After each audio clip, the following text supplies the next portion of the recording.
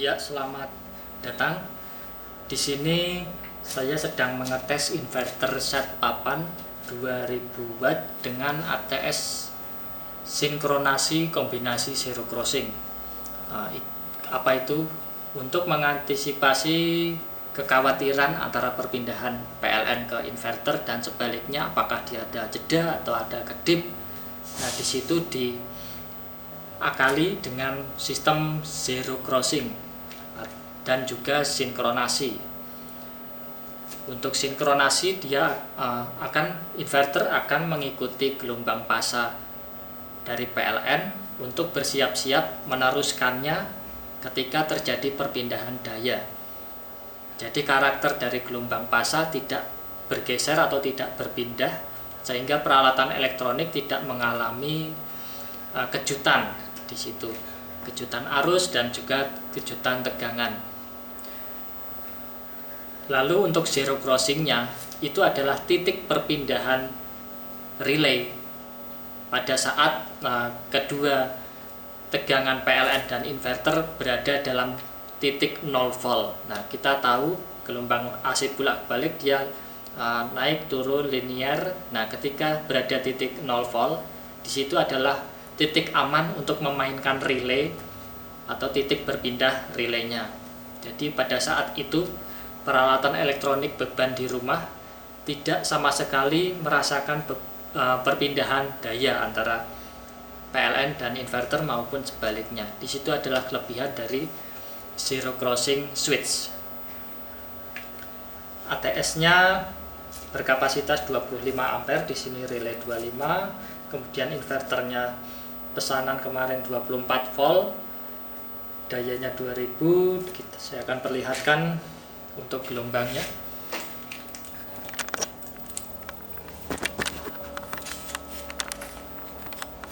Ya, ini adalah gelombang hasil perpindahan zero crossing. Bisa diperhatikan. Jadi titik mula gelombang tegangan awal adalah di sini, lalu relay mengalami perpindahan switch, inverter memindah daya ke inverter. Nah, pada saat titik ini mulai lagi mengikuti fasa selanjutnya. Jadi gelombang input awal dengan output ke load beban rumah dia tidak berbeda. Jadi hanya melanjutkan saja fasanya atau sinkron. Kemudian titik perpindahan relay berada pada titik 0 voltnya. Awalnya relay cut di sini, dia langsung memindah beban dan jatuh pada tegangan pada titik zero crossing, sehingga pada saat ini relay tidak akan mengalami lonjakan arus maupun peralatan elektronik tidak mengalami kejutan tegangan karena berpindah relaynya pada tegangan 0 volt. Titik tengah ini adalah tegangan 0 volt AC 220. Untuk space jarak dari kursor 1 dan 2 ini adalah jeda delay dari relaynya. Di sini jedanya 2,3 milisecond. Ini sangat kecil sekali karena kita ketahui gelombang 50 Hz dia total ada 20 milisecond gelombang penuh. Di sini hanya 2,3 saja. Kalau kursor saya gerakkan nanti angkanya akan bergerak. Nah, sekitar 2 sampai dengan 3. Tapi rata-rata saya dapatkan di 2 milisecond.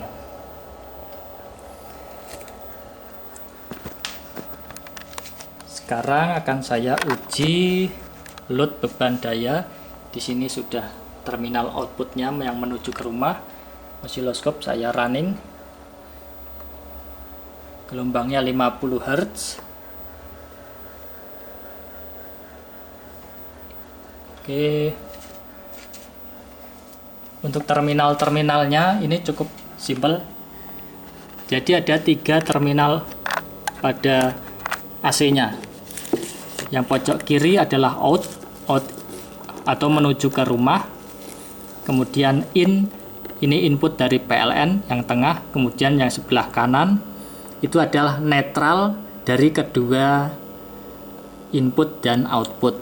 Jadi netralnya PLN dan inverter jadi satu terminal.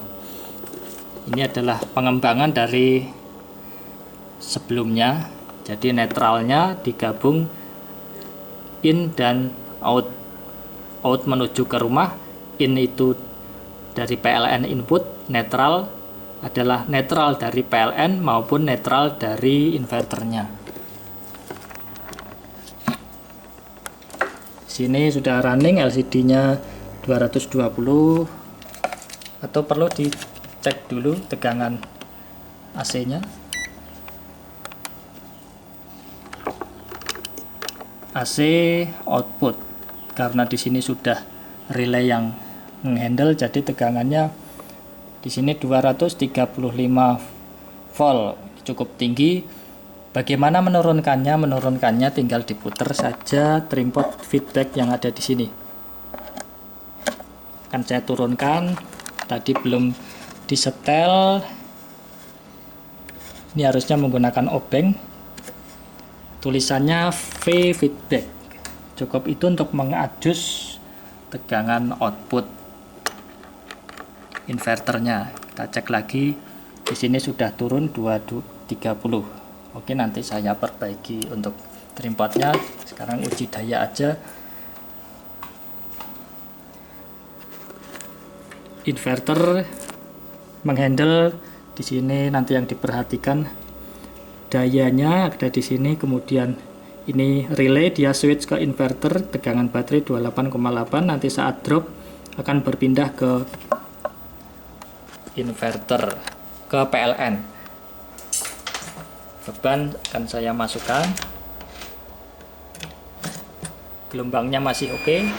Fan hidup 1862 watt. Kita tunggu sampai cut off. Kita lihat gelombangnya masih bagus. Fan-nya itu auto, dia oke sampai dengan tegangan 23 akan kembali ke inverter. Nanti relaynya akan terdengar. Tegangan 22 masih 22,5.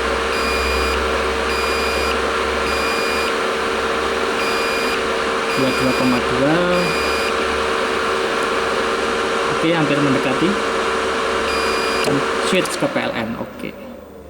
Low DC, dia switch ke PLN, tegangan naik lagi, kemudian inverter menghandle beban kembali.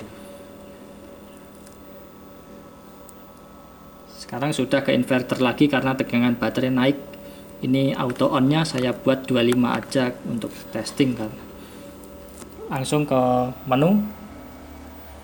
Saya pencet menunya di sini, kita perlihatkan menu.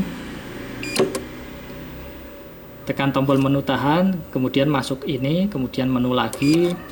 Inverter off tadi di 22. 22 tadi untuk berpindah ke PLN lagi. Kemudian inverter on 25, pada saat tegangan naik di 25 volt akan berpindah ke inverter lagi. Ini bisa dinaikkan lagi. Kemudian EOD, end of discharging, tegangan paling bawah baterai yang bisa digunakan untuk membackup ketika PLN-nya tidak tersedia. Jadi ini tegangan paling rendahnya, bisa 20, bisa turunkan lagi. Over DC, dia proteksi pada tegangan baterai 30 volt karena sistem 24. Adjustment tegangan kalibrasi pada multimeter di baterai dengan LCD, cukup sekali aja. Kalau sudah sama maka tegangannya sudah real dengan inverter sesuai.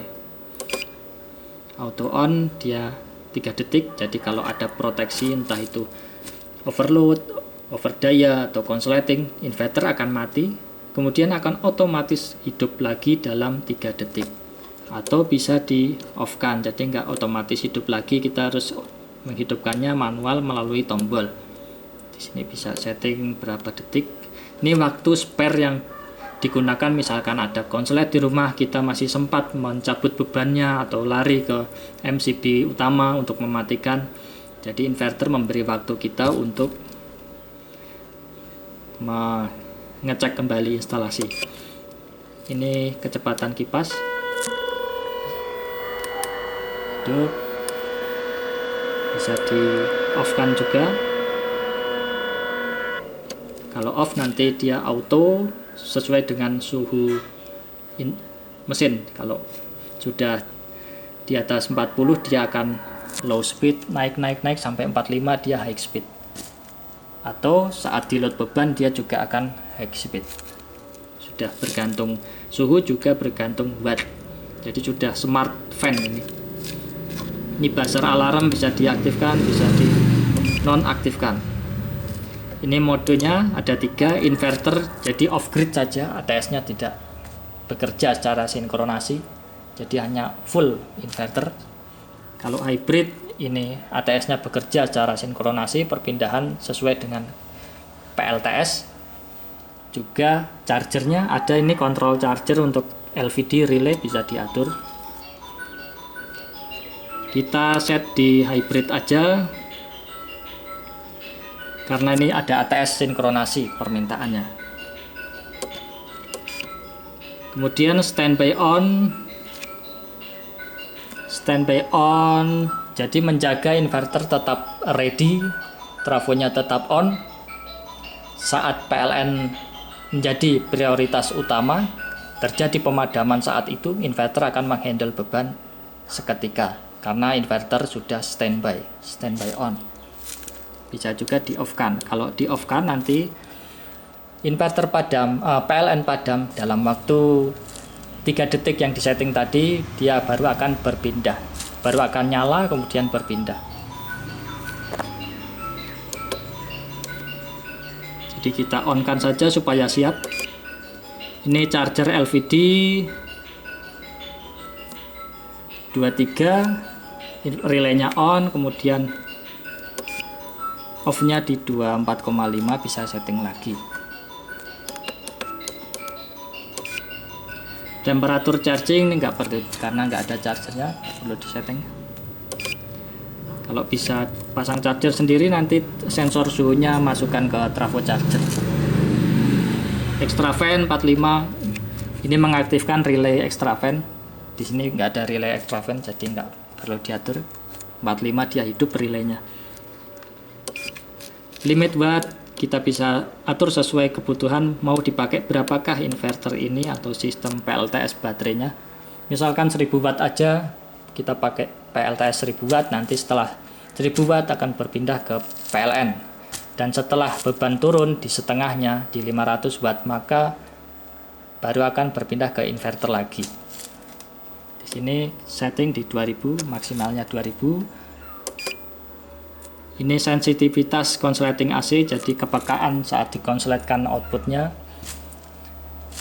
di 100% karena efisiensi trafo juga cukup tinggi.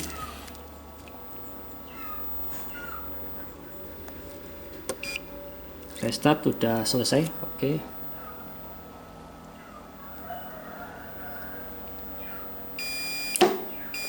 Berpindah ke inverter. Oke, sekian untuk testing